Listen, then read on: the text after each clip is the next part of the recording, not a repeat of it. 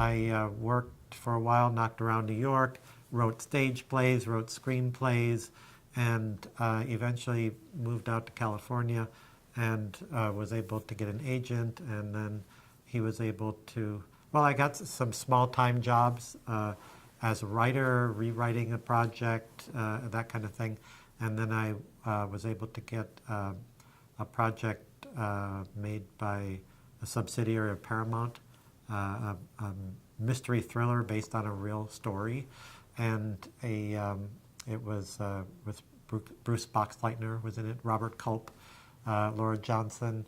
That was distributed by USA Network, and then I had a kids action movie a few years after that, which I was able to sell on a pitch of a story. Began as a different script, and in the process of pitching it, I turned it into a story that the producer seemed more interested in.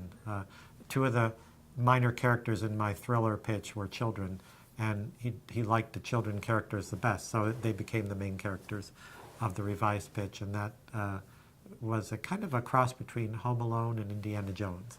Done consulting work on for different companies, and I've had a couple books done. I've ghostwritten some books. I've been commissioned was hired to write a feature animation screenplay a few years ago, and I've started teaching at the University of Southern California back in '93. In addition to a few ghostwritten and co-written books that I've done, I also have this one called Screenwriting: The Sequence Approach. Came out in 2004. Sequences are a particular approach to organizing your material in a feature screenplay, and it was really the hook that I used to get into other things that I'm really interested in when it comes to screenwriting, which is basically how do they work? How does it work? I take a practical approach. And a sequence is a tool by which you can organize the material, and then within the sequence you can do all kinds of magic. So that book has been very successful, and I'm currently, I recently finished another book which is due out from the same publisher, Bloomsbury, in January. It's called The Science of Screenwriting.